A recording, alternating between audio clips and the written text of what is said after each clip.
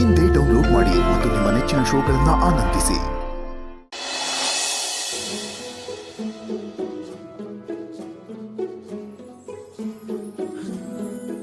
ನಮಸ್ಕಾರ ಸರ್. ನಮಸ್ಕಾರ. ನಮಸ್ಕಾರ. ಏನ್ ನೋಡ್ಬೇಕಾಯ್ತು? ಅದು ಮದ್ವೆಗೆ ಜವಳಿ ಮತ್ತೆ ಒಡವೆ ನೋಡುಮ ಅಂತ ಬಂದು.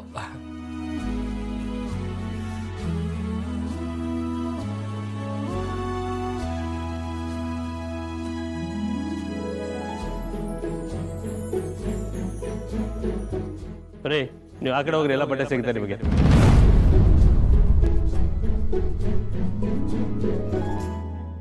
ಸರ್ ನಮಸ್ಕಾರ. ನಿಮ್ಮಂಥವ್ರು ನಮ್ಮ ಅಂಗಡಿಗೆ ಬಂದರೆ ತುಂಬ ಕಡೆ ಸರ್. ಏನು ಬೇಕು ಹೇಳಿ ಸರ್.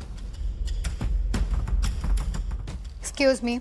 ಎಸ್ ಪಾರ್ವತಿ, ಒಂದು ನಿಮಿಷ ನಾನು ಮಾತಾಡ್ತೀನಿ.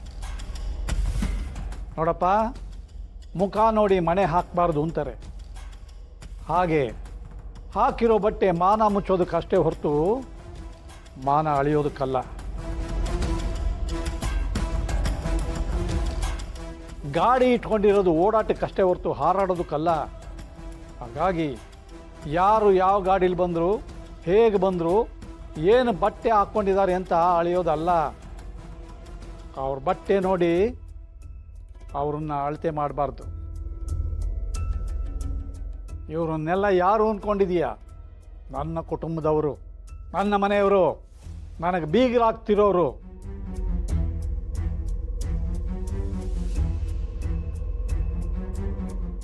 ಅವರು ಶಂಕರ ಮತ್ತು ದಂಪತಿ ಶಾರದಾ. ಇವನು ನನ್ನ ಅಳಿಯ ದೇವಿ ಪುತ್ರ.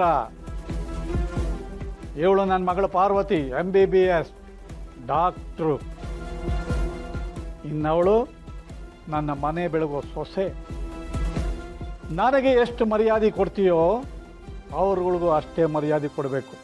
ಅದಕ್ಕಿಂತ ಒಂದು ತೂಕ ಜಾಸ್ತಿನೇ ಕೊಡಬೇಕು. ಕಡಿಮೆ ಏನಾದರೂ ಆದರೆ ಸರ್ ಕ್ಷಮಿಸಿ sir. Sorry madam, sorry sir. ಬನ್ನಿ ಸರ್. ನೋಡ್ದ ಪಾರು, ನಮ್ಮ ಮಾವ ಅಂದರೆ ನಿಂಗದೇನೋ ಒಂಥರ ಸಂಟ ಆಯ್ತಲ್ಲ. ಮಾವನ ಮಾತು ಕೇಳ್ದ. ನಮ್ಮನ್ನ ಎಲ್ರ ಎದುರುಗಡೆ ನನ್ನ ಕುಟುಂಬ ಅಂದ್ರು.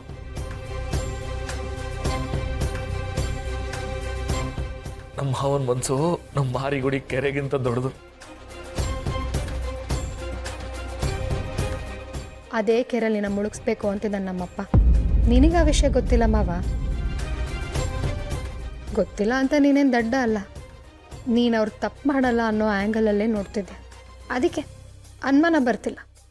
ನಿನಗೆ ಒಂದು ಸಲ ಅನುಮಾನ ಬಂದರೆ ನೀನು ಯಾವ ಮಟ್ಟಕ್ಕೆ ಸರ್ವನಾಶ ಮಾಡ್ತೀಯ ಅಂತ ನನಗೆ ಮಾತ್ರ ಗೊತ್ತು. ಆಯ್ತಾ ನಿಮ್ಮ ಮಾವನ ಹೋಗ್ಲಿದ್ದು? ಅತ್ತೆ ಮಾವ ಬನ್ನಿ ಹೋಗೋಣ, ನಡಿ. ಬನ್ನಿ.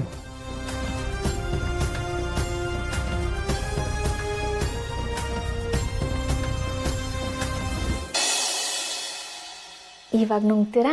ಕೊಡ್ಲಾ? ನಾನು ಬುದ್ಧಿವಂತ ಆಗ್ತೀನಲ್ವಾ? ಮಾಕಳವ ನಾಣೆಗ್ಲೂ ತುಂಬ ಬುದ್ಧಿವಂತ ಆಗ್ತೀರಾ. ತಕೊಳ್ಳಿ.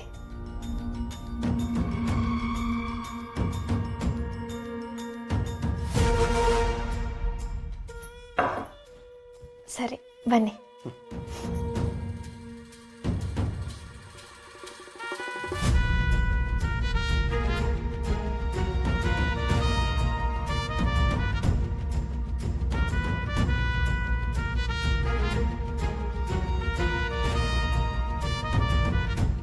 ನೋಡಿದ್ರೇನ್ರಿ, ನನ್ನ ಅನುಮಾನ ನಿಜ ಆಗೋಯ್ತು.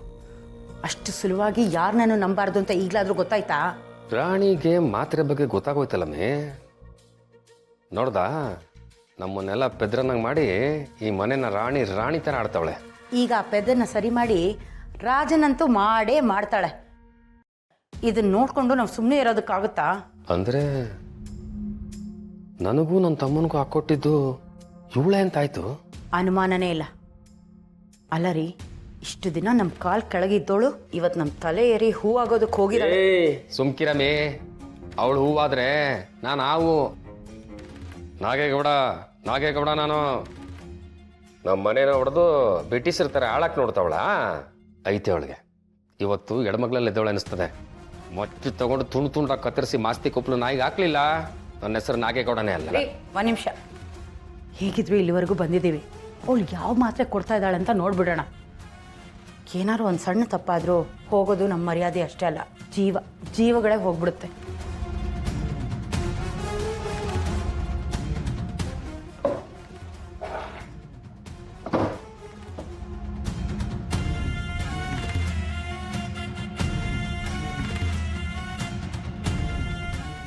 ಏನಮ್ಮ ಇದು ಟ್ವಿಸ್ಟ್ ಮೇಲೆ ಟ್ವಿಸ್ಟು? ಏನಯ್ಯ ಅದು?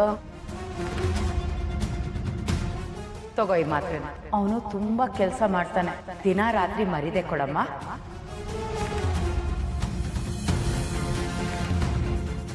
ಇದು ನಾವು ಕೊಟ್ಟರೆ ಮಾತ್ರ ಡಬ್ಬಿ ತಾನೆ? ಇದನ್ನೇ ಅವಳು ಮನಕ್ಕೆ ಕೊಡ್ತಾವಳೆ.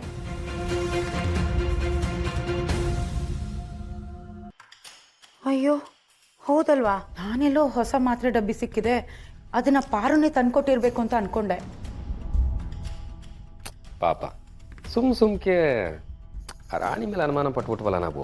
ನಾವಲ್ಲ, ನೀವು. ಸುಮ್ಕಿರಮಿ, ಕಣ್ಣು ಮುಚ್ಕೊಂಡು ಹಂಗೆ ನಂಬಾರ್ದು ಇವ್ರು ನಂಬಾರ್ದು ಅಂತ ತಲೆಯಲ್ಲಿ ತುಂಬ್ದವಳು ಯಾರು? ನೀನೇ ತಾನೇ? ಪಾಪ ಆ ಹುಡುಗಿ ಪೆದ್ದನ ಮಗನಿಗೆ ಮಾತ್ರೆ ನುಂಗಿಸ್ಬೇಕು ಅಂತ ಆ ಕತೆ ಈ ಕತೆ ಹೇಳ್ಕೊಂಡು ನುಂಗಿಸ್ತಾವಳೆ. ಅವಳ ಮೇಲೆ ನಾವು ಅನುಮಾನ ಪಟ್ಬಿಟ್ವಿ.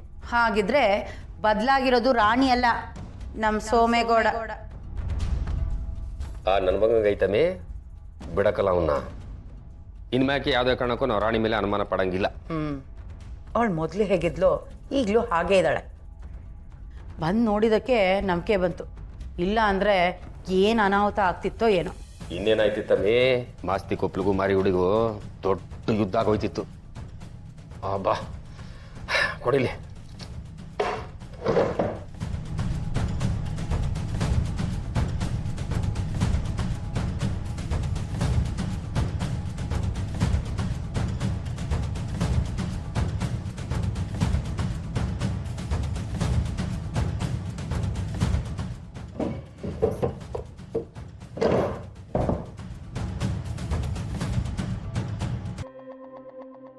ನಾಗೇಗೌಡ ಇಂದ್ರಾಣಿ.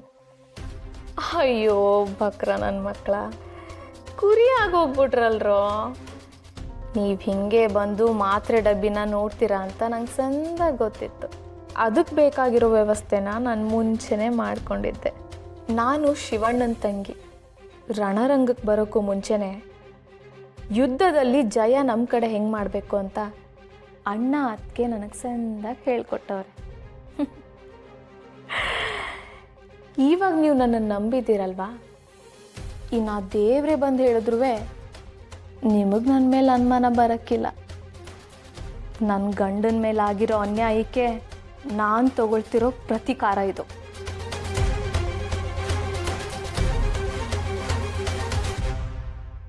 ನಮ್ಮ ಮನೆ ದೀಪ ಅಣ್ಣಯ್ಯ, ನಮ್ಮೊಡಲ ಜೀವ